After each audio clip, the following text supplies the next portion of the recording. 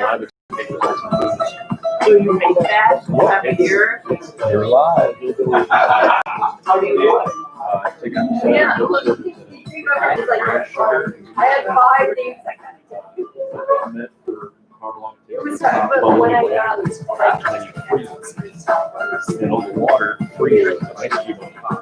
And liquor at the bottom. So you basically pull the ice cube plug out, throw it away, left with this.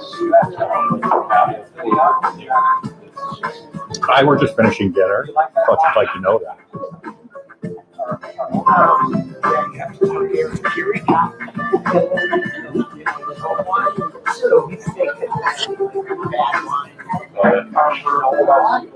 The guy who's on the CBS has yeah, so he's got the back. Every 2 years, cases here. Miami. Oh, yeah? He's talking about Afrojack. Did you hear him?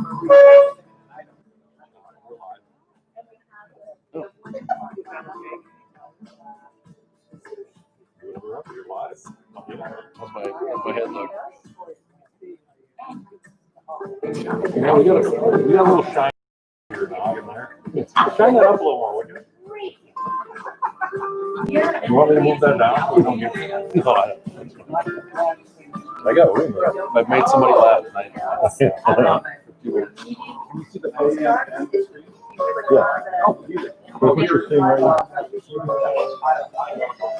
Hello, everyone. Everyone watching at home. Hello. There's Tristan. You're welcome. All right.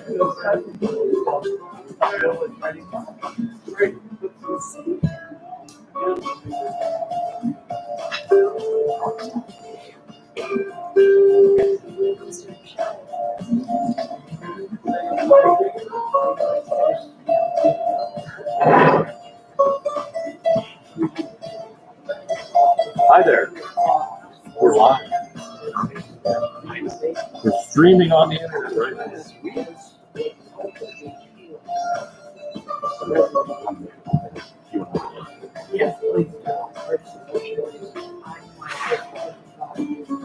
Sure, I know.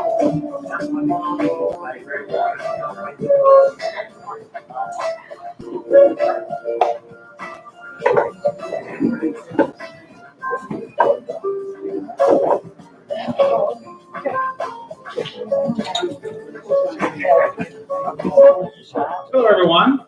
How's it going, everyone? Hi. Well, wow, how are you? Doing great. Well, so for all of you, my name is Jeff Woodford. I am the chair-elect of the American Chemical Society this year, and it's my pleasure to get these ceremonies going along. So hello to everyone who's watching via live stream on YouTube. I think this is the first time we've actually tried to live stream one of these. Is that correct? We did Dr. German's. We did live stream Dr. German's as well? Oh, okay. Well, then this is the second time. Hopefully it works out just as well as that one. Okay. All right.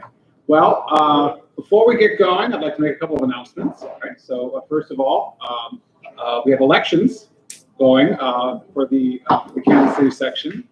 I believe the ballots have been mailed. Yes? Have the ballots been mailed or on the way? Or anyway. So you'll either be getting the ballots in the mail soon or in email soon. So please vote to select our new officers for next year. And then also, if you are interested in getting involved, please contact any of the officers, and we'll be happy to hook you up with some great opportunities. All right. And the next thing I would like to do real quick is I would like to introduce. Can we get the screen down real quick? Get the projector and the screen down real quick. That's my cue. I believe so. Okay, so we have some words of welcome from some people who are not able to be here because of extenuating circumstances. The usual Spencer Award dinner has been kind of scaled down. So instead, so our award winner, Dr. King, has many colleagues and friends around the world And we asked a few of them to offer a few words of celebration, and we have one of those. Let me get that real quick.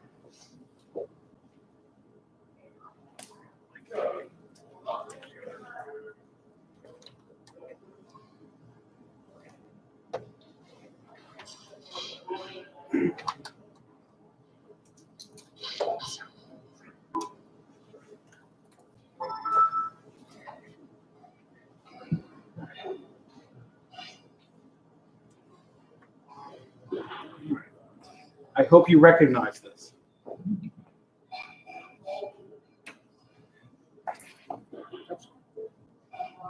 Good evening. My name is Anna Kubatova, and I am a chemistry professor at the University of Notre Dame.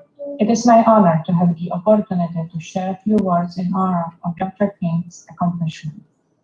I have met Dr. King still as a postdoctoral researcher at the conferences on supercritical technologies he has organized and presented at. At that time, I knew him from his papers. These publications provided a foundation for me and others in research and inspiration in use of supercritical and near-critical fluids, such as pressurized carbon dioxide and water for extraction of plant matrices. At these meetings, I was excited and surprised to find someone I respected so much for his scientific accomplishments and to be also approachable discussing excitedly research. Here I would like to stop to congratulate Dr. King to well-deserved Spencer Award. Thank you.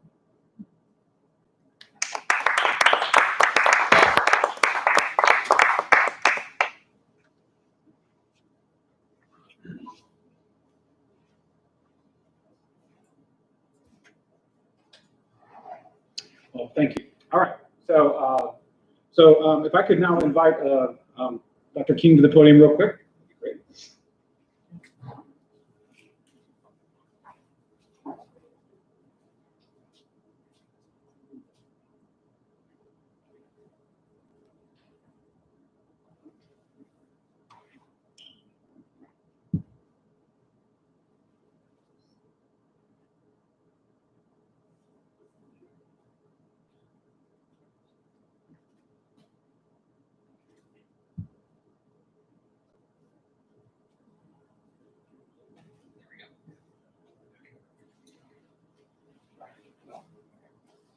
Well, it is my pleasure to introduce Dr. King. Dr. Jerry W. King is this year's winner of the Spencer Award.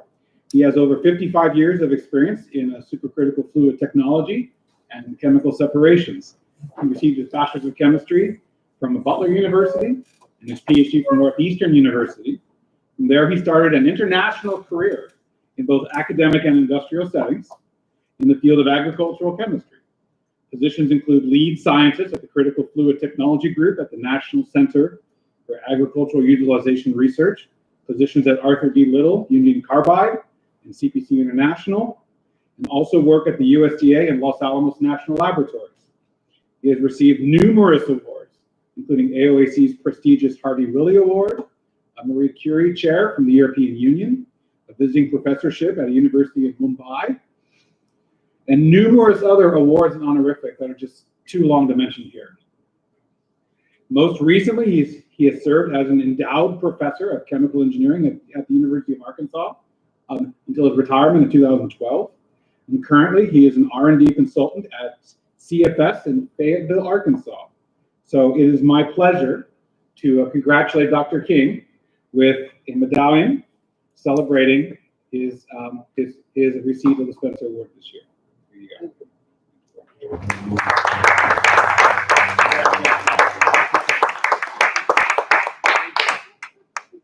The title of his talk tonight is A Multidisciplinary Journey Through Agricultural and Food Chemistry.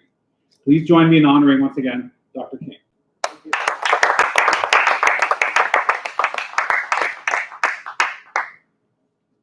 Can you hear me okay? Or? Yeah.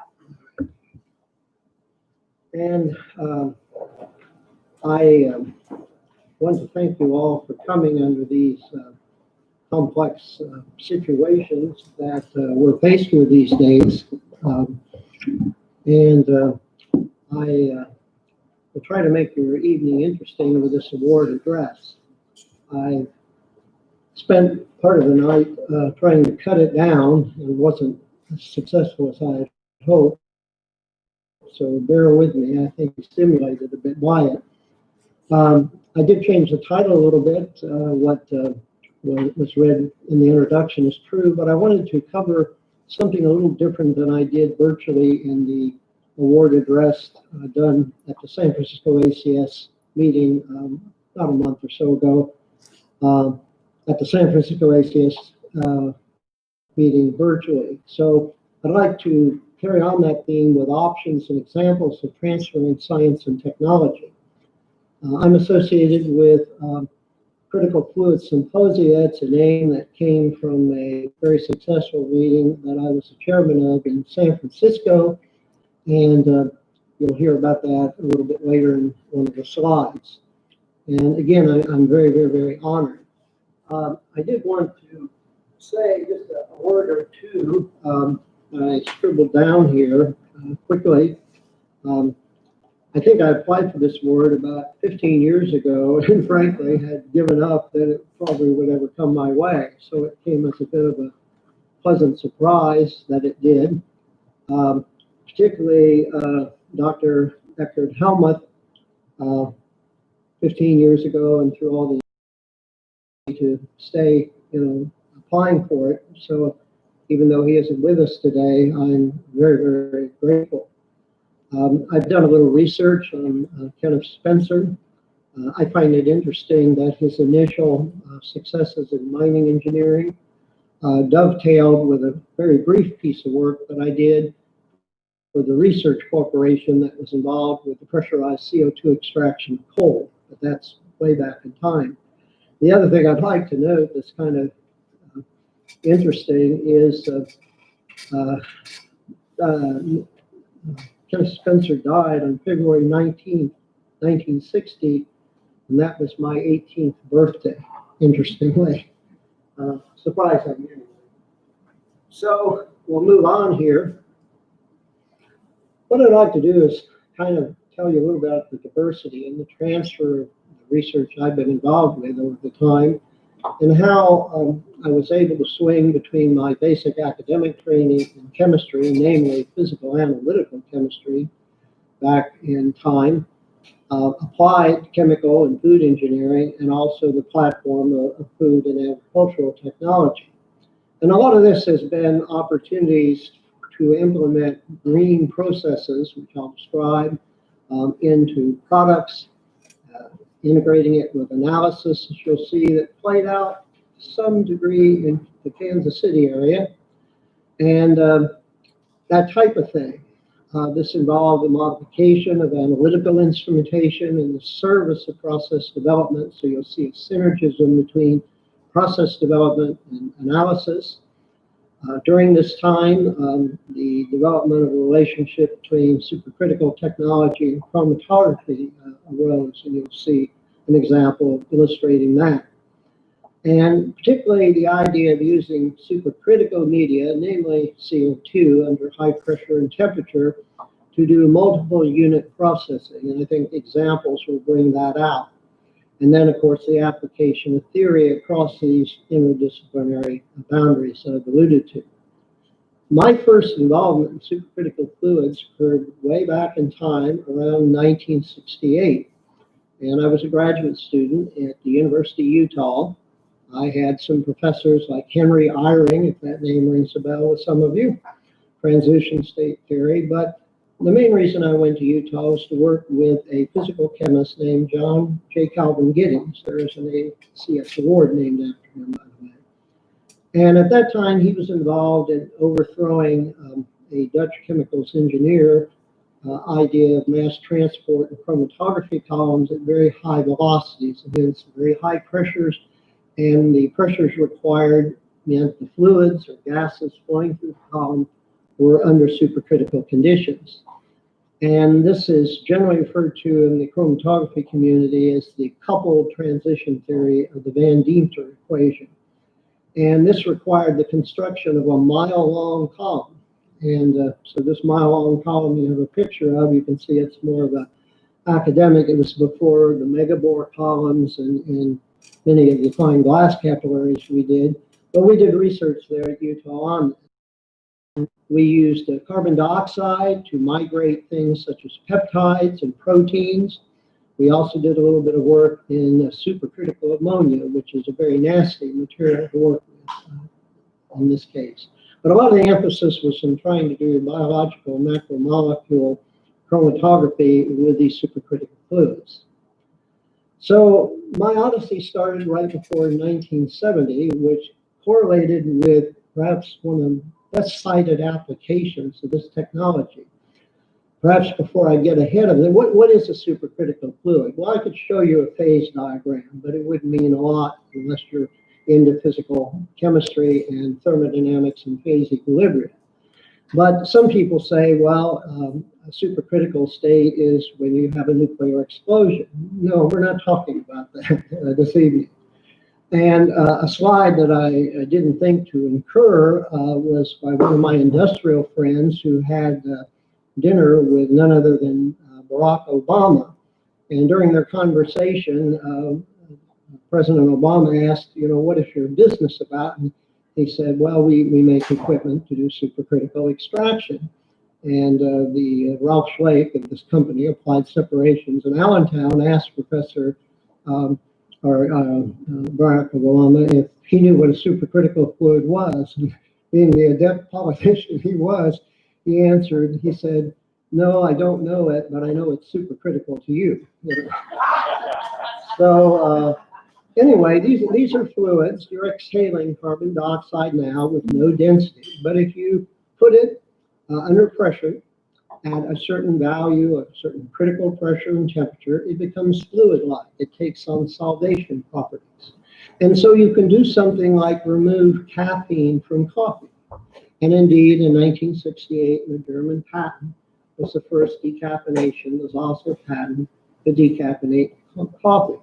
Right afterwards, there was patent positions and applications to do CO2 extraction of hops essence for the flavoring of beer.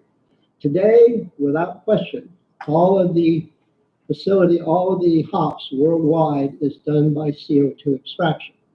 So I'm going to give you some other examples in this odyssey that takes place from around 1970 up to the present day and try to show you that there is an interconnection between those early days of extraction when I entered the field and where I am now, which, unbelievable to me, involves using this technology to provide cannabis and hemp extracts for both recreational and medical use. The yellow documentation as far as years are the two areas I really can't claim to have worked in. All the others, the analytical applications, the energy, some work at Los Alamos and dry cleaning technology with CO2 to avoid trichloroethylene, et cetera. All these, I'll give you some examples of, but particularly an emphasis on the agricultural and food area, for which the Spencer Award is recognizing me for. So these green pressurized solvents involve being able to extract what we call solutes or compounds or molecules, ranging all the way from nonpolar moieties to polar solutes or reactions. So you can do reactions in these dense fluids and you can do extractions. On the far left-hand side, we have probably the most widely used and cited fluid or gas under pressure, CO2. And it can also be used in the liquefied state or liquid CO2. And then on the far right-hand side, you have something called subcritical water. And this is different from something called supercritical water or supercritical water oxidation, which is used oftentimes to destroy hazardous chemicals, munitions. It was used in the Middle East recently, toward that end. And then bridging these two specific compressed fluids, CO2 and water, is usually the addition of ethanol because it's a GRAS-approved solvent, generally regarded as safe by the Food and Drug Administration. So you can have CO2 with a co-solvent, ethanol, and likewise, if you combine it with water, you have what's called hydroethanolic extraction.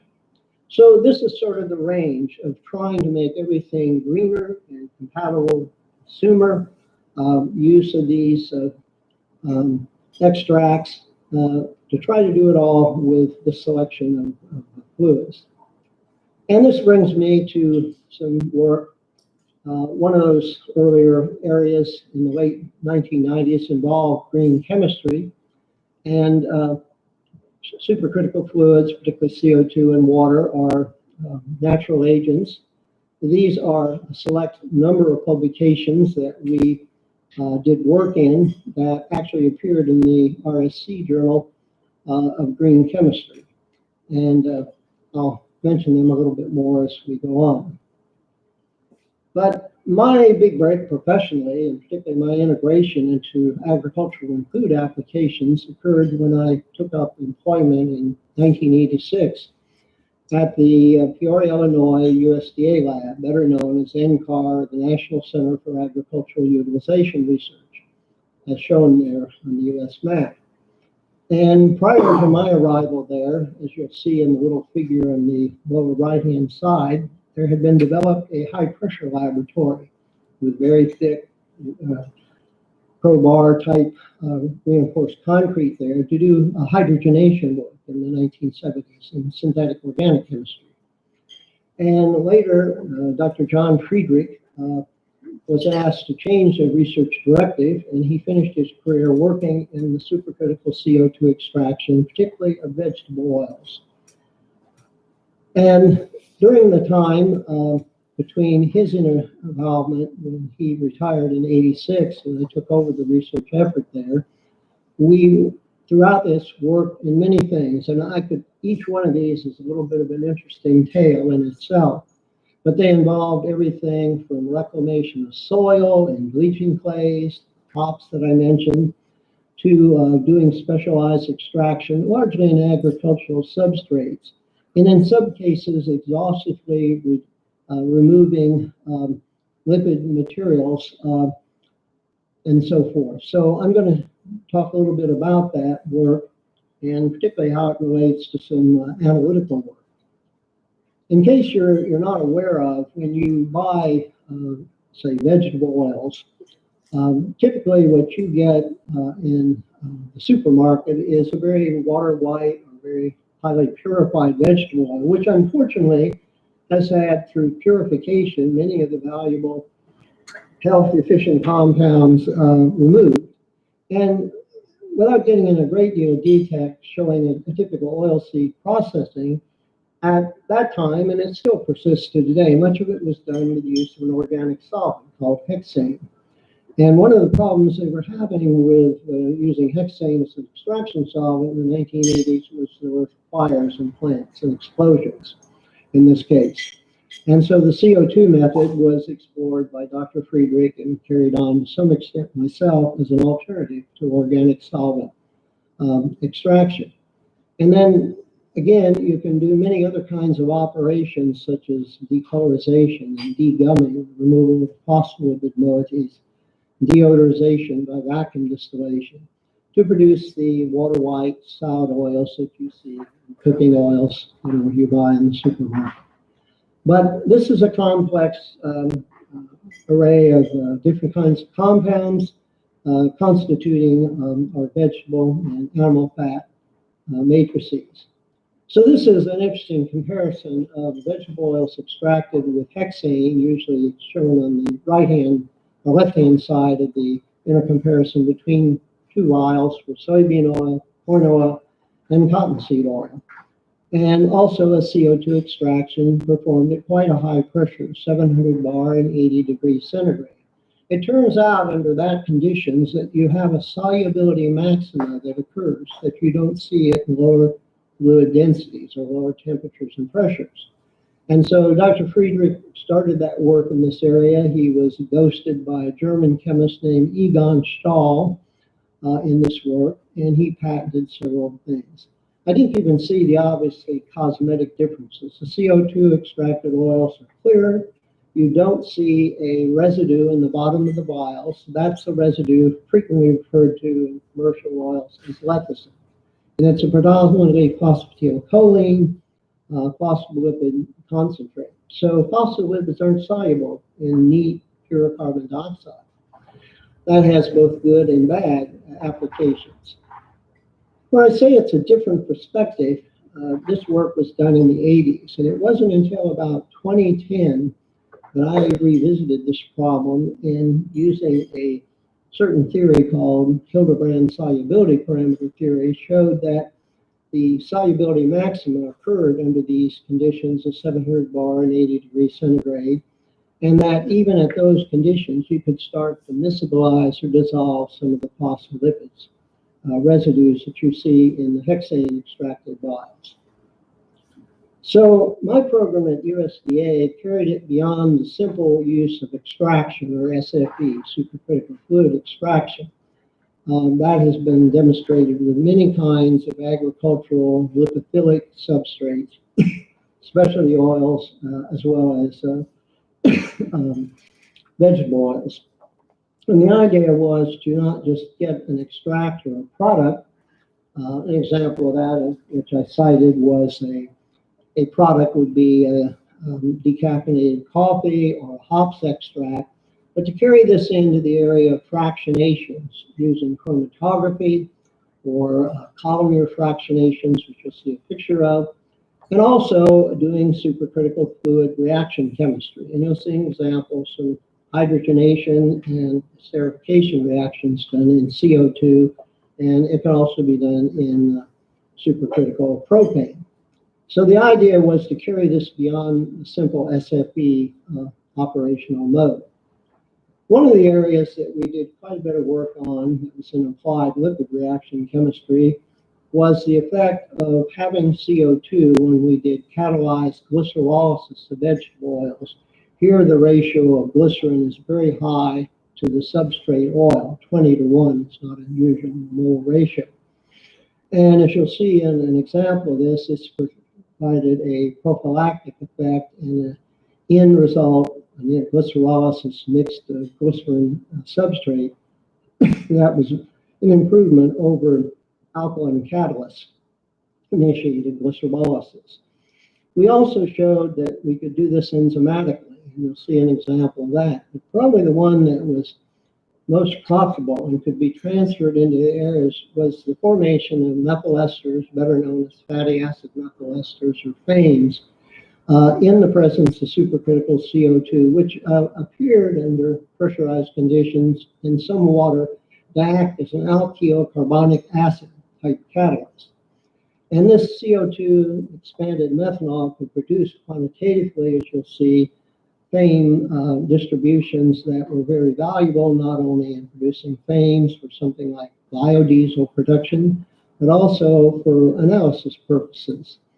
And finally, I'll show you an example that came clear when I was with the University of Arkansas on using this in situ derivatization of fatty acid from the tags that were found in anointment oils in both animal and Egyptian mummies. So this is the supercritical CO2 catalyzed glycerolysis of vegetable oils. And I realize the plates are small, and basically what you see in the top is a typical product produced using alkaline earth catalysis to do the glycerolysis. And we took a clue from an Indian patent that just in the presence of CO2, we could produce the same effect. And one of the results was a mixture of mixed glycerides. You can see what they look like here, the mono, di, and triglycerides, and a little bit of free fatty acid. But the resultant product at these very high ratios of glycerin to vegetable oil was much improved. We also combine this technology with what are called fractionating columns. And if you think about a distillation column, which many of you, I think, can resonate with, what we were doing here is that we would have carbon dioxide in the column. We would have 4 different heated zones so that we would get a density gradient in terms of the CO2 density. And between that density gradient and differential solubility, by feeding a mixed glyceride composition into the column and the respective vapor pressures of the lipid components, we could do fractionation. And this is an example of the feedstock, number one here, and then you can see the fractionation taken off at the top of the distillation column, in this case, and then the raffinate left over here. And so this has been applied in many applications, including FAMES, the separation of fatty acid methyl esters, continuously in this kind of fractionation column. So when you combine that glycerolysis reaction and couple it with the polymer fractionation glycerides, you have a coupled process. And that was the whole point of this research, was to show that we could use these unit processes of reaction coupled with a fractionation to achieve an end product, all in dense carbon dioxide medium. We also, at that time in the early 90s, started looking at certain kinds of pressure-insensitive lipases, namely sp435, which was a lipase that could withstand the pressure, with the CO2. Basically, the proteins that constitute many enzymes are thought to, undergo deactivation. But that's not entirely true. And particularly in the presence of water, they retain this. So we were using a Novozyme enzyme, sp435, and we ran all of these different types of reactions in the presence of a packed bed enzyme catalysis to produce basic esters, transesterified products like the fatty acid methyl ester, the glycerolysis, and interesterified products. And one area that this could be applied in is the production enzymatically to produce FAMEs for biodiesel applications, both as solvents and also fuels. So these FAMEs are important because they increase what we call the compound or solute volatility and its solubility. When we're doing fractionations, it improves the separation factor, or alpha. We can catalyze a lot of different kinds of reactions here to produce different oleochemical-based derivatives, like the biodiesel derivatives. And more importantly, that we can also use this FAME analysis, which is a very classic technique in analyzing lipid and type materials, and particularly with respect to their fatty acid composition. So this synergism between developing a process using these enzymes and transferring it over to the method development shown here could be achieved by having a methanol pump pumping into a CO2 source at this selected pressure and temperature, which is centigrade, 2500 psi. And bingo, out came very nicely the quantitative FAME compositions for two of these cited vegetable oils, corn oil and soybean oil. And you'll see here it's a comparison of the enzymatic FAME compositions with those done by lipolysis, with those done by boron trifluoride FAME synthesis, and they're very favorable in this case. So the summary of our work in this area was kind of constituted in two books I co-authored with Gary List, who was my colleague at the USDA at that time. One, supercritical fluid technology and oil and lipid chemistry, I never dreamed would become a textbook, but it served that purpose, particularly in the Scandinavian countries like Finland, for a number of years. And then we followed up with a revision of another book, the second edition on hydrogenation of fats and oils. Again, there's a chapter in that dealt entirely with synthesis, transformation of these lipid substrates in the presence of CO2. One of the all-green synthesis that I came up with was the idea of doing enzymatic synthesis to produce the fatty acid methyl esters. And then these could be, with the selected green catalyst, transformed into fatty alcohols. This is a kind of a well-known industrial synthesis. The only thing that was different about us is that we were doing the vegetable oil feedstock, the natural oil. We then were adding methanol and using the fatty acid methyl ester technique that I mentioned to produce the fames. And then the fames could be hydrogenated using a green catalyst, in this case, to produce hydrogenated fatty alcohols that are semi-solid. And the methanol was a byproduct, so it could be recycled back here to produce the front end of the reaction. And for this, we required very delicate tuning of various essentially volumetric composition rates here for both the hydrogenation reaction as well as the front end fame reaction using these syringe pumps.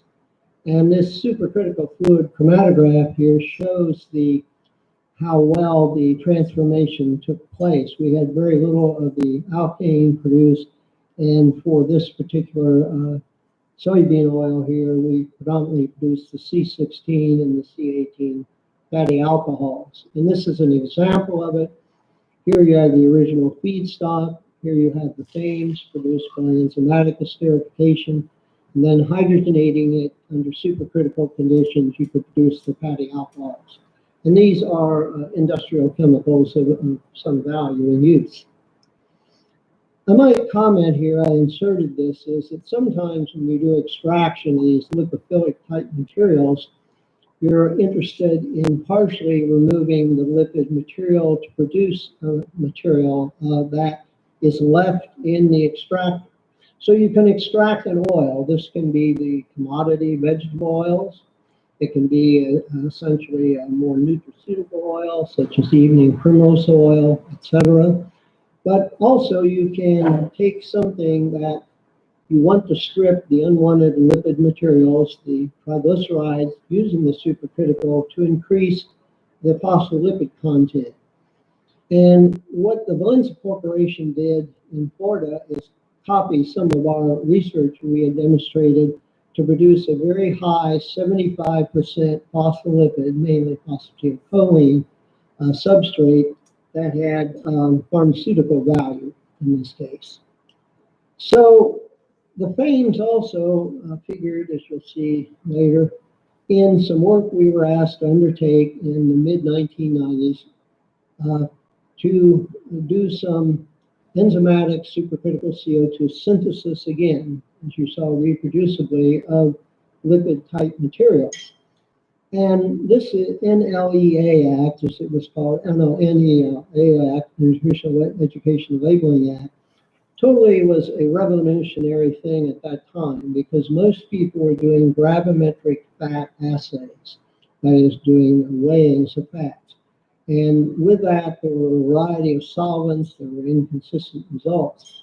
What the NLEA fat analysis did is the FDA said, we want to know what those fatty acids are. So we can sum them doing a gas chromatographic assay of the fames, and we can tell you how much saturated fat you have there, how much unsaturated fat, and total fat.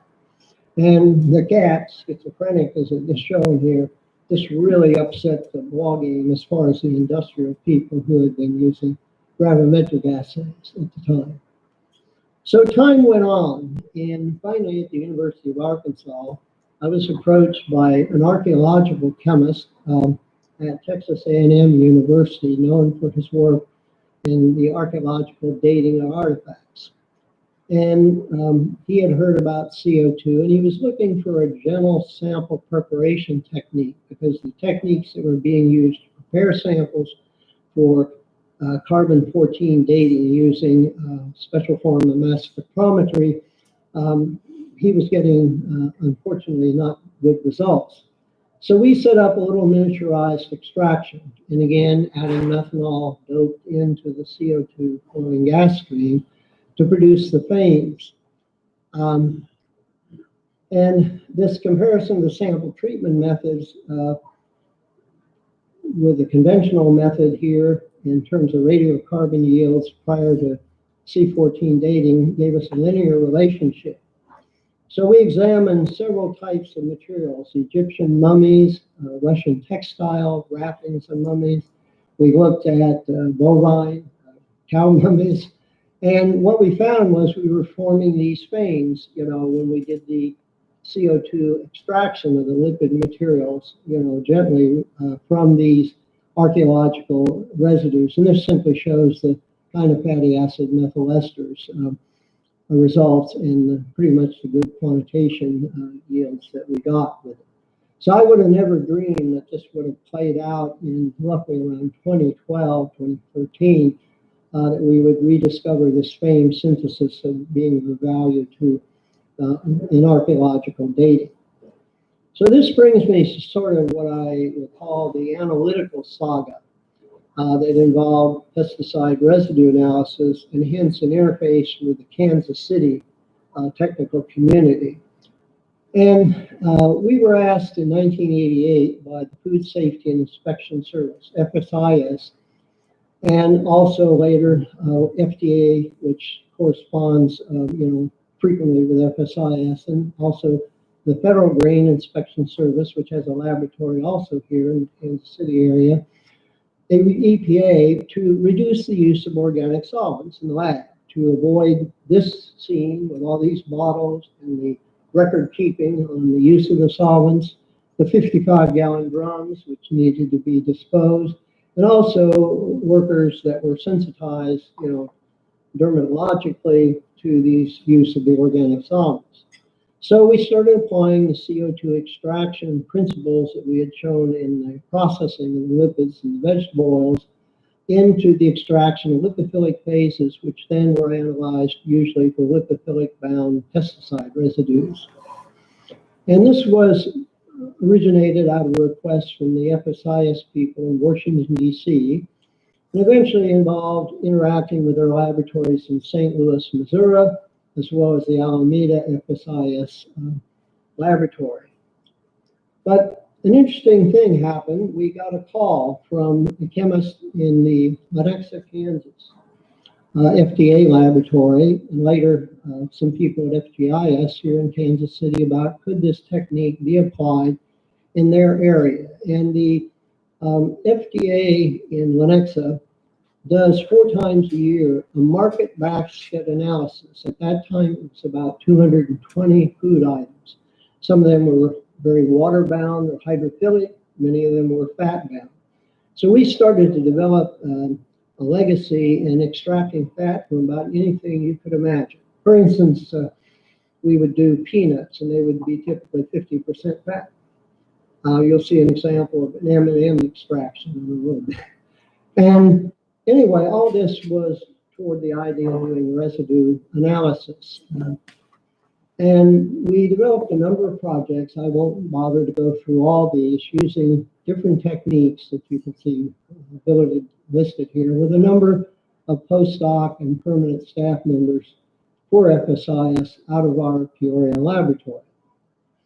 But the gentleman that I really developed an admiration for was a chemist named Marvin Hopper, who worked in the Lenexa lab.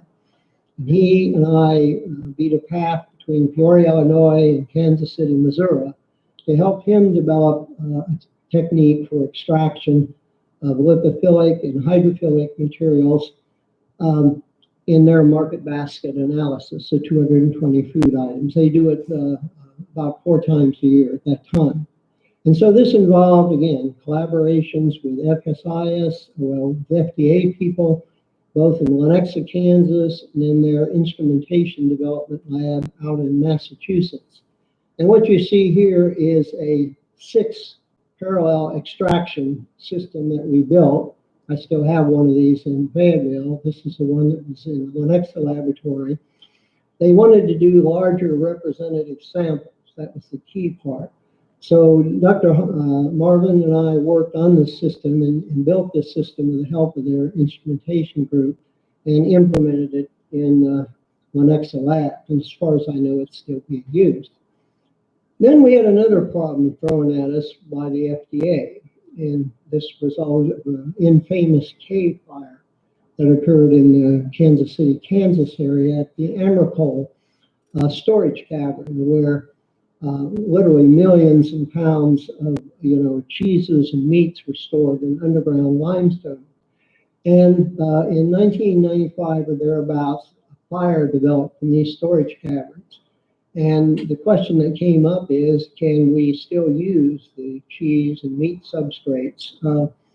And so we were asked to do some kind of survey technique that would approve them for release or condemn them, to be disposed of. So this required that we could look at smoke-contaminated meats for some kind of tracer compounds at the part per billion levels and do it reproducibly on a ppb level. So, working with Janet Snyder, a very skilled analytical chemist, we looked at these fire-damaged meats as well as their lipid degradation products. And 7 different types of meat samples, chicken, ground beef, etc., were analyzed by combining supercritical extraction with GCMS analysis online. And we found there at the ppb levels the presence of aromatic hydrocarbons like toluene, naphthalene, and ethylbenzene that had contaminated this produce. And again, at the ppb levels, the relative standard deviations were the order of 0.1 to 5% at that ppb level for N=3 analysis. And we later quantitated naphthalene using a deuterated standard sample here. And later we took this technology into looking at the presence of detecting irradiated meats using this technology. This gained me a certain, amount of fame. A chemistry professor at the University of Illinois in Champaign-Urbana asked whether he could use some pictures that we developed of extracting essentially adipose, chicken adipose fat tissue. And that's what you see in the round bottom glass there. It's precipitating from high pressure CO2 and being collected. And so he used the story in this freshman chemistry textbook and essentially exposed the CO2 lipid extraction technology for analytical purposes to his freshman chemistry students at the UI.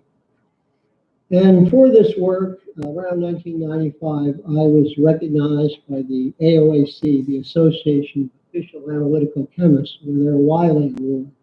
For those of you who might not be aware, Wiley is the founder of the Food and Drug Administration. He was a chemist from Purdue and later went on to develop what we know today as the FDA. And this was based on our work with pesticides, nutrients, some with mycotoxins, some with antibiotics, metals, and pollutants were based on our work there. We were asked to provide an example of this to the members of Congress. How do you explain to a congressional staffer or a senator what supercritical extraction of CO2 is about? So a lady friend of mine suggested we might extract M&Ms. So this handful of M&Ms, whenever you digest them, this is the amount of solid fat, which is good for you, that is in the candies in this case. And we distributed samples to the Senate and the House of Representatives as an example of, where their funding was going. We also developed a technology transfer thing with a company called Applied Separations in Allentown. And based on our prototype extractor, which is probably some of you have never seen that in the chemistry community, this is a U-tube gas chromatograph of a bygone era. We use the ovens here and use them as extractors. And then this company made a jazzed up version, I guess you could say, and this was a very successful commercial product for them. In fact, I know in one case they sold 40 of these units to mainland China for pesticide residue analysis. We later used this with some modification of the pumping system to do what we call subcritical water extraction work. That is pressurized water above the boiling point, but at sufficient pressure to prevent it from boiling. And this again complemented the CO2 extraction technology I explained in an earlier slide by using aqueous media and hence being able to extract more polar materials like polar pesticides and the like. So we also started looking at the subcritical water in the late 90s at the USDA and then later at the University of Arkansas to again complement the CO2 processing platform. What we really wanted to achieve was the total elimination of ethanol as an extraction solvent. Some of the natural products companies that were producing nutraceuticals, concentrates and everything wanted to eliminate ethanol because of the cost and also the regulatory control by the taxation authorities here. It turns out that doing compressed water extraction, i.e. subcritical water extraction, has 5 times less energy demand versus steam distillation, where you dissipate the energy away. You think of essential oil steam distillation, you lose the energy there. And this can be mated with membrane processes, and then by using the high temperatures above the boiling point of water, but under hot pressure, we can essentially have a microbial or enzymatic activity regulated in the process. So Dr. Howard, who is cited in your Spencer Award leaflets that were passed out in food science, and I combined on some USDA funding to find a use for essentially the byproduct pomaces from the juice pressing industry and also the vineyard industry producing wine. These are very rich in polyphenolic materials, and the classes are usually known as anthocyanins and procyanins. So Dr. Howard was sort of the food part of the science. What we wanted to do was to find another source for the use of this pomace besides feeding it to animals or composting it in the soil or using it as a substrate for fermentation to produce a nutraceutical concentrate that had value-added application, and do it in an environmentally benign and sustainable method. And therefore, we would eliminate the ethanol component that IRS monitors and cost associated with it. And from this came a list of 14 or 15 publications, particularly highlighted by a very active Indian PhD student, Kirthi Srinivas from Chennai, India. And we produced a number of these peer-reviewed publications illustrating both on a fundamental level some of the solubility and phase equilibria involving subcritical water of these polyphenolic molecules, as well as practical applications to grape pomace and the like. And in this, we used a theory known as the Hildebrand solubility parameter theory that was later enhanced by Charles Hansen, a polymer paint and coatings chemist in Denmark. And it was an honor for me to couple with him on this paper. And he has a whole book, Hansen's solubility parameters, that allowed us to correlate the results with theory. And this was published in the Journal of Food Science there. We then wanted to do this continuously because what we were doing is we were loading the grape pomace into an extractor tube or vessel doing the extraction. This was laborious. So we wanted to try to do a water aqueous-based expeller. Expellers are used in the oilseed processing industry, which allowed a continuous feed of what you want to extract. So we partnered with a company in the Cleveland area called Anderson International that made expellers. And they modified a commercial small-scale expeller that allowed us to pump heated water into a screw-driven press here. It was fed in concurrently with the grape pomace to produce a concentrated aqueous extract that had the polyphenolics extracted in it and the exhausted solids. A chemist, or I guess he was a food scientist, clear down in Chile, heard about this work. So he wrote up a grant to bring me to Chile. And when I got there, he had literally no equipment at all. And I said, how are we going to do this? And so we went out and bought an $8, I don't know if you can see it, it's called a mocha extractor. You can put it on, like a hot plate and make coffee or whatever. And so we did a little bit of primitive welding, and you can see the Bunsen burner sitting there. And so we could do the hot water extraction under pressure. It's like having a tea kettle with a little whistling vent, as you're familiar in kitchens. And then we would cool. It's very critical you cool this to not have the degradation. And we were able to do some work down there in Chile during this visitation down there. So. Can we exploit the advantage of both the critical fluid media? Well, an interesting case came when we combined impregnating or dissolving high pressure carbon dioxide, i.e. supercritical carbon dioxide, in subcritical water to make acidic subcritical water. I called it super coke in this case. And to give you just a quick example, we did some work with agricultural substrates for bioenergy applications, namely to do hydrolysis on recalcitrant biomass, meaning resistant biomass, such as switchgrass in this case, that could be propagated naturally. We wanted to cut into the use of carbohydrase enzymes this way. And we were somewhat successful in requiring 33% less enzymes. So by having the hot carbonated water, we were able to do hydrolysis on the carbohydrate polymers constituting switchgrass and produce the C5 and C6 sugars that can then be fermented to bioethanol. That's the whole point of this. And we have published several papers on this. So this brings me to the use of chromatography, which was the original work I did there at Utah and also as an undergraduate student, and how to relate it to this lipid and critical fluid technology platform that I've been talking about.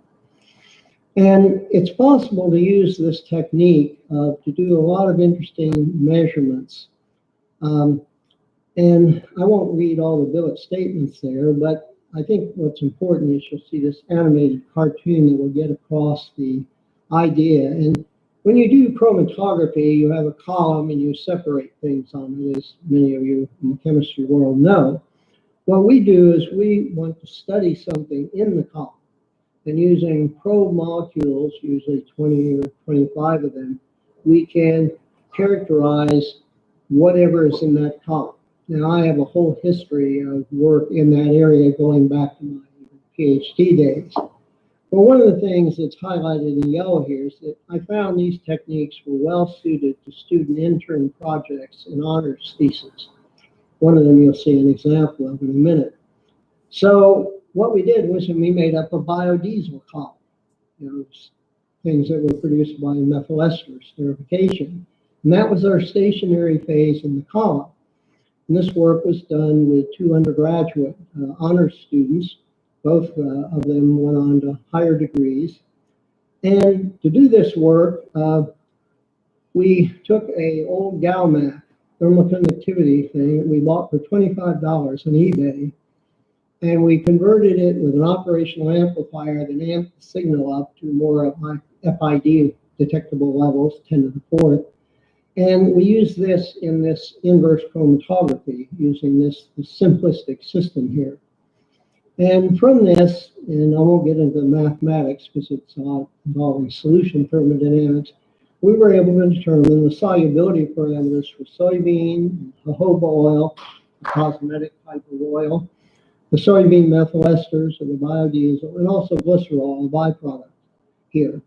And these were done again by sort of undergraduate honors students here. So it was very gratifying, and later one of these students went on to get a PhD in chemical engineering at the University of Texas.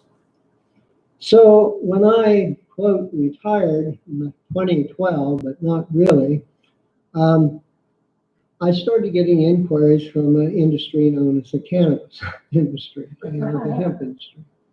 And this article was written about me in none other than Marijuana Venture magazine about the supercritical science. And if you're interested to read about it, it's my story that got me into the area of cannabis.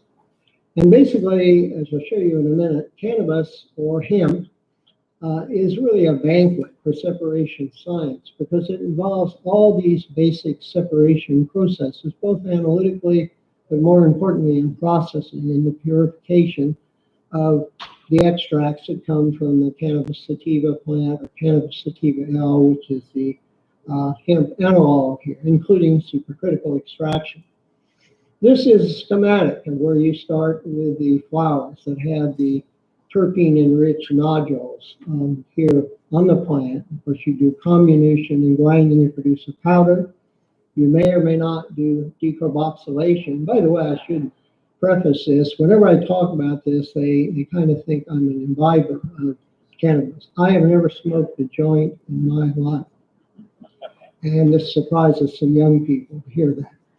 But once you get either the decarboxylated, which is splitting off the CO2 to produce the non-acid analog of THC or CBD, that you probably have heard of by now, you can then use an extraction technology. It could be hydrocarbon gas, which has a little bit of hazard associated with it. CO2 is preferred to produce many products that you can buy in like the American Shaman stores or even here in St. Joe's. And there's also ethanol extraction, which can be used, particularly for large-scale hemp extraction. So these are CO2 extracts here. Usually it comes out with a heavy lipid content, which must be taken out by cryogenic ethanol phase separation. So there you're back to using ethanol. And then you can produce here at what's called the full spectrum extract level, which can range anywhere from, say, 35 to 40% CBD concentration in a hemp extract. As you further purify it by applying vacuum distillation, and you get up to almost incipient precipitation conditions around 90% of CBD or CBD THC composition. You can then produce, in the case of CBD-rich hybrids, you can produce almost a 99% crystalline CBD this way. And you can produce a number of different products, but particularly this full spectrum extract sort of is used intensively in the cannabis and hemp industry. I thought you might find this interesting. You have a company that's based in southwestern Kansas City called American Shaman. I think they have 6 outlets here in Kansas City. We have a couple in Fayetteville. And of course, these extracts are used sublingually, to provide medication under the tongue, by ingestion, like gummy bears, for example. Water-soluble materials that are usually produced by hydrodynamic shear and emulsification, topical materials that occur in streams, and of course inhalation, particularly like the cigarettes or the e-cigarette inserts. And this simply shows, some of the applications that this Kansas City-based company utilizes. So the reason why they use the CO2, and you'll see it over here, with CO2 extract, is that it guarantees to the consumer of these products there are no solvent residuals that might harm your health. And you can see, and I have about 400 of these products that I collect. I don't use them, but I collect them, take photographs of them, and all of them use this hype of using the CO2 extraction. So we need physical chemical data, and there are several areas that I feel passionate about that it would improve the image and efficacy of this industry. I do some consulting, not consulting, but as you'll see, serving as an industrial liaison to capstone senior design engineering students. And we need a lot of physical chemical data that isn't available and can only be determined by approximation. So I think this industry would be well heeded to get physical chemists involved in physical property determination on these cannabinoids and the terpene compounds that provide what's called the entourage effect. Also, right now, we visited a lab this afternoon here in St. Joe that does potency analysis for the cannabinoid content distribution. What I believe the Food and Drug and regulatory agencies will require is a more thorough analysis of the contaminating products, which are mainly, lipid materials, triglycerides, fatty acids, some of the pigments or color-producing compounds. These are frequently referred to as chlorophyll. You can't extract chlorophyll with CO2, but you can extract its demetallized porphyrin structure in this case. But anyway, there are other contaminants that are here. And I think that when the FDA really brings its full analytical weight onto this thing, they will require this kind of characterization. This is simply a display I set up and took some photographs of all these cannabis extracts. These are mainly CBD hemp extractives of infused products here. By the way, there is a seed oil that's derived from the male seed. All of the cannabis extracts come from the feminized flower. You can't have a male plant in a cannabis or a hemp field because it will ruin things. So all the terpenes, all the cannabinoids come from the feminized flower of hemp or cannabis sativa albums. And so you also have an oil, and it's one of the richest oils you can use for nutraceutical purposes because it has the right composition of omega-3 and 6 fatty acids. So during my time, and you'll see an example of this that I spent in New Zealand for 9 weeks, I helped them develop some analytical methodology to look at hemp seed oil, which comes from the male seed oil. So there is a difference when you think you're getting with a topical hemp seed lotion, you're not getting really any significant amount of cannabinoid, but you are getting the seed oil with the preferential composition of fatty acids that I alluded to. There are a lot of supercritical techniques that I mentioned in the oil seeds part of my beginning of this talk. They could be applied in this area. Primarily what we're doing right now is just the extraction of the CO2. But all these techniques, if we were allowed to free up the research, particularly in an academic or government setting, we could apply these CO2 techniques into the cannabis area, including things like particle formation and encapsulation, and the use of the pressurized treatment to sterilize hemp or hemp extracts. So one of the things I'm very keen on is giving back in a way. I enjoy lecturing, I enjoy interacting with students, and I'd like to give you a couple examples of this as I kind of finish up here. I organized as the head of the organizing committee the 10th International Symposium on Supercritical Fluids in San Francisco. And this resulted in a conference that yielded about $165,000 in profit. And I invested it over the subsequent 10 years in other conferences, a student poster award, and support student research in this area. I've been connected with, through consulting and through some academic pro bono consulting, I guess you could call it, with a number of initiatives internationally, and some of these have occurred across the border with Canada in this case.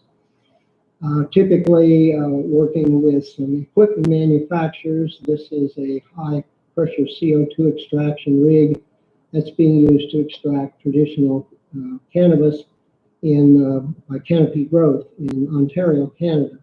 And I have advised this company in the design and conditions for doing the optimal extraction on this system.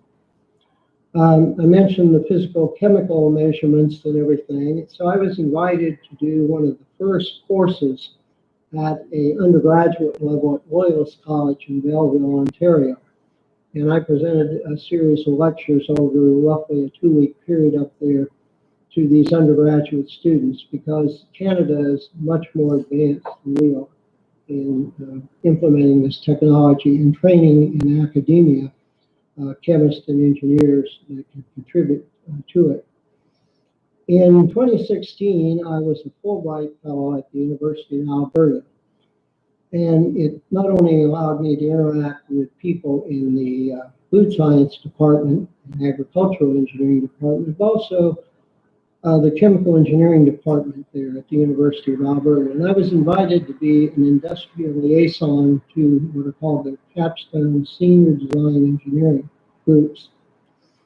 And before I get to that, though, we did some research in this area of inverse GC, which I alluded to, that differs from the analytical gas chromatography, where you're separating components and then you pack a column like with microcellulose, cigarette filter might be, and you characterize the interaction of probe molecules with whatever you pack in the column. And so from this, you can, by solution thermodynamics, determine a number of parameters needed by design engineers, such as activity coefficients, Henry-Law constants H, what are called high interaction parameters, and also the solubility parameter, which I mentioned previously. So working with an international team up there in Alberta, which was US-based, Portugal-based, Canadian-based, and also Chile, people are listed down below, We used inverse chromatography measurements to optimize particle formation and encapsulation, particularly for the addition of surfactant-type materials such as lecithin in compressed fluids. This is simply just one result here, showing the solubility parameter variance of lecithin versus temperature from the IGC measurements. Experimentally, you cannot determine it any other way but this way. So these determination, these physical parameters can then be brought into this capstone program. And so over a 3-year period, I had to skip one because of my internship in New Zealand.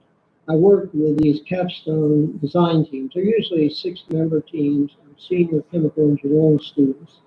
The first one was to model the CO2 extraction of CBD and terpenes from cannabis sativa L.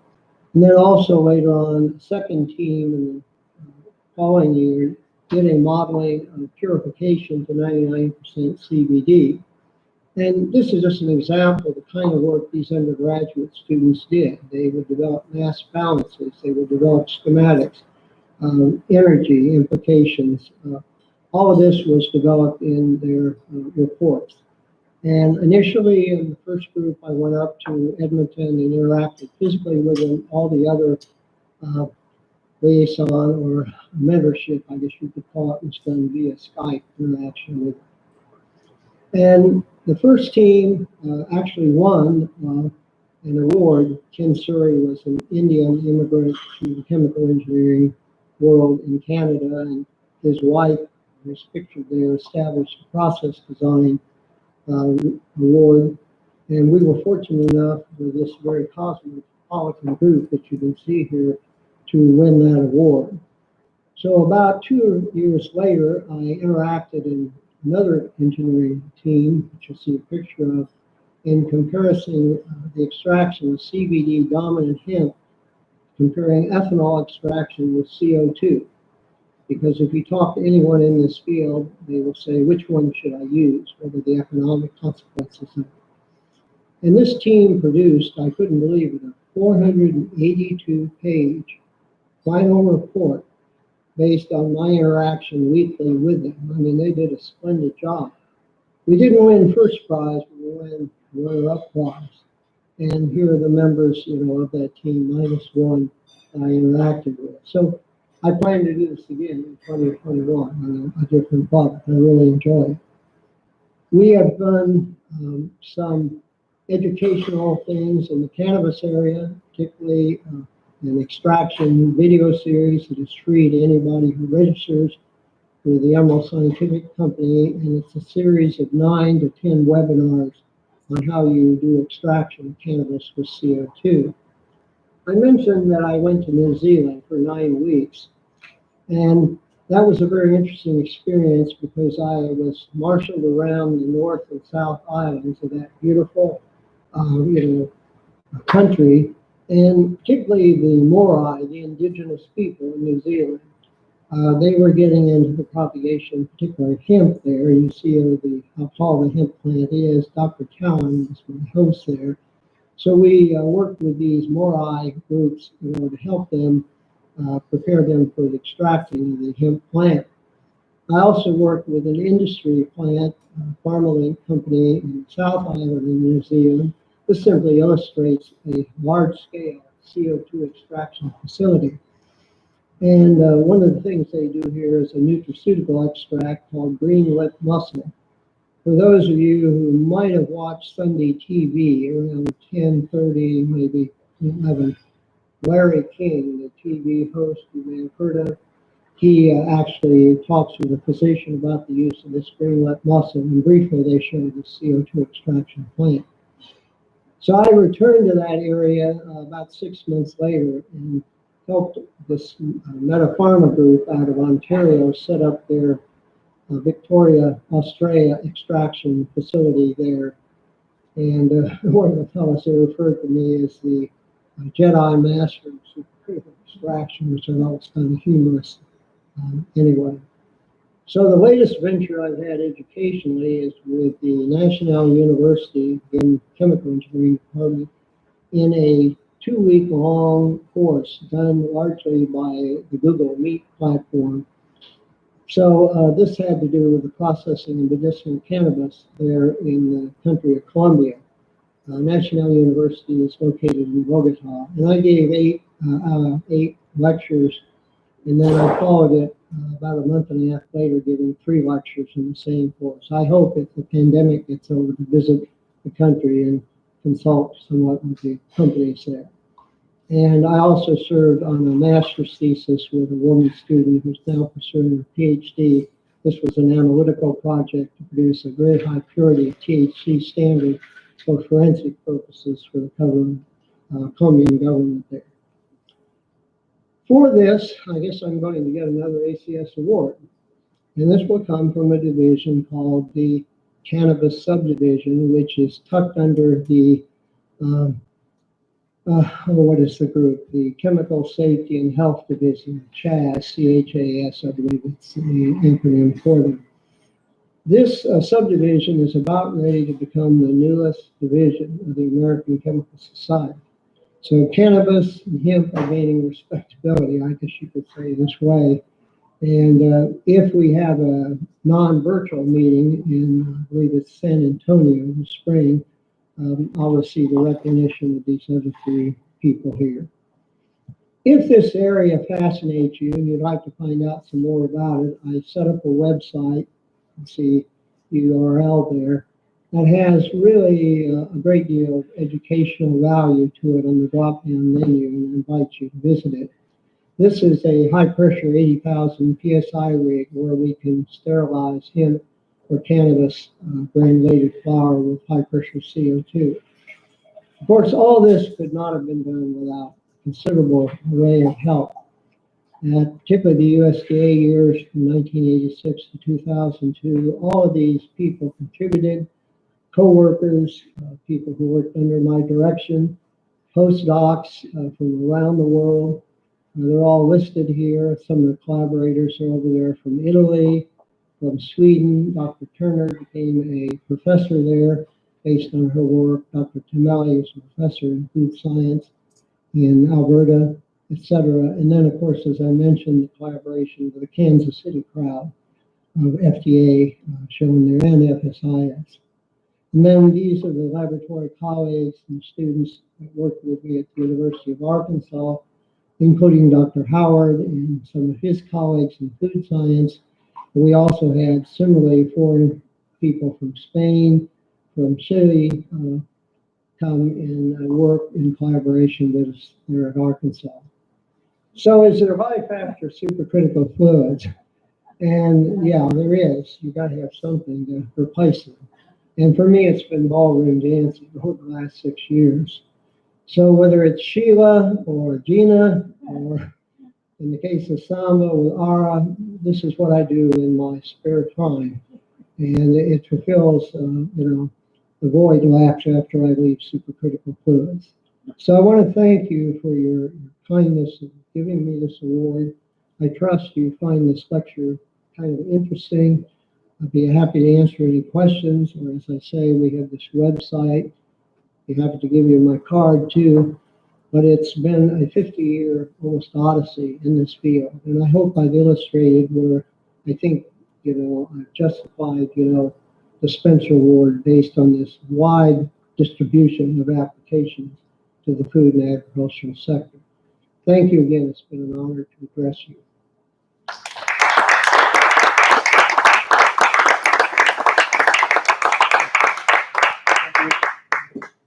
Thank you very much. That was a terrific talk. Are there any questions? So you mentioned ammonia. Yep. The problem is hydrogen embrittlement of the metal under conditions. We were using it at 140 degrees centigrade. The critical temperature, you have to be above the critical temperature, which is 132 for ammonia. It's 31 centigrade for CO2. So extreme differences. Using supercritical ammonia, you can dissolve metal chelates, for example. There's a whole different. But the major problem I see is keeping stable systems, because the effect on the alloys of supercritical ammonia is quite intensive. we were able to illustrate with CO2 the analysis of amino acids and also peptides, simple peptides.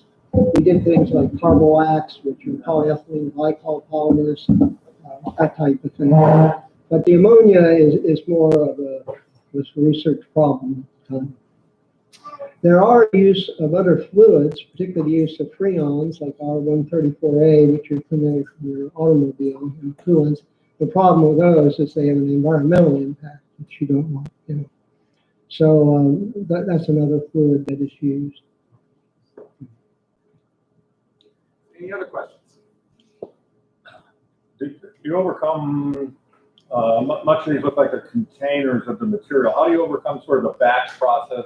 You showed one sort of extract, one sort of a extruder-like process. Right. How do you overcome that continuous speed in the supercritical fluid extraction work? Okay. Generally, most of these industrial plants operate in what's called batch semi-continuous. You're filling a vessel as you're extracting the one, and so you synchronize the timing of the operation, usually run 24/7 at many of these large plants. By the way, the three largest hops processing plants in America for hops essence are located in Yakima, Washington, and they are huge plants. Now, to develop a continuous process has initially been a struggle, but there is a process where you can feed the lipophilic material in a jet-like fashion, and you have a sort of a nozzle. They intersect the CO2 with the liquid pump, and out comes a solid material. We delipidated a very rich oil to produce granular lecithin that way. I believe that you can also do cannabis oils rather than go through the dewaxing and go through the molecular distillation technique under vacuum, that you can also do this separation of the unwanted components to produce something like crystalline cannabidiol CBD using this extrusion CO2 aided technology. But it has to be proven. Thank you. Are there any other questions? I'm feeling the CBD is useful. I use it I use it for peripheral neuropathy, and it does help me a great deal. The main application even of medicinal THC is in Dravet syndrome, which is epilepsy in children. And it's been proven unequivocally to be an aid there. And the English company, the pharmaceutical company that produces the Epidiolex, and I forget the other compound, is GW Pharma in the UK. And those are FDA approved drugs. One of them has a ratio of 1:1 weight of THC, 9 THC, and CBD. The other one is pure CBD from industrial hemp. And there are other exploratory cannabinoids.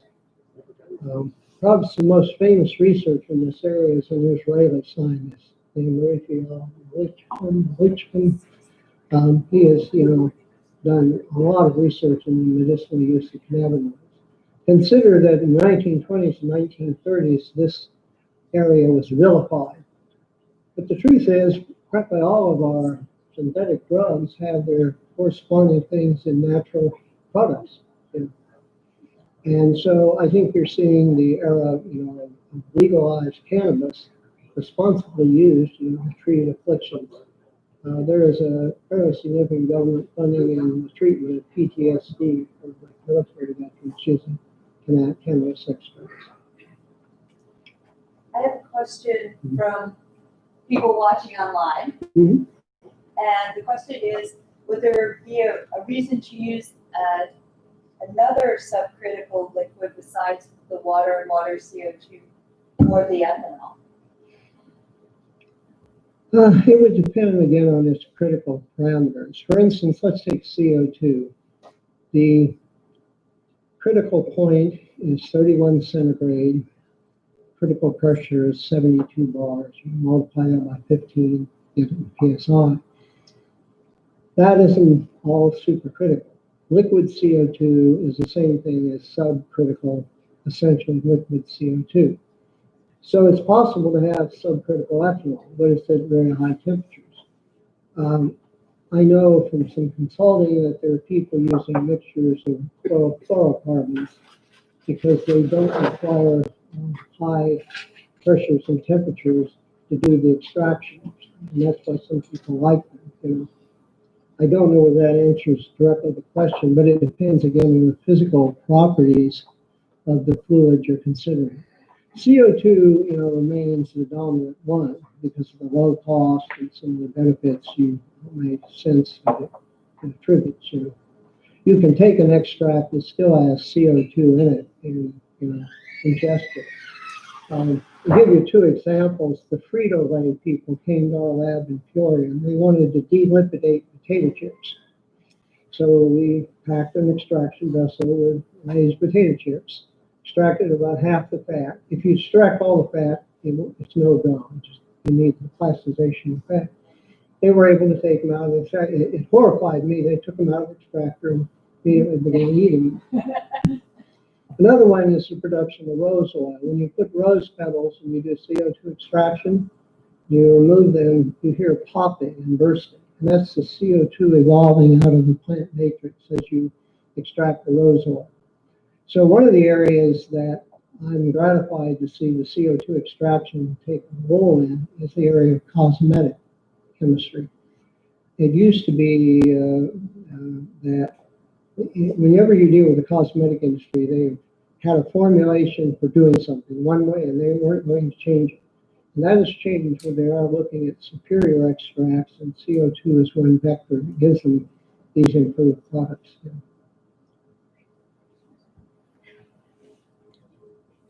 Any other questions? Either here or from internet app? All right. Well, thank you very much for coming to talk to us. Thank you.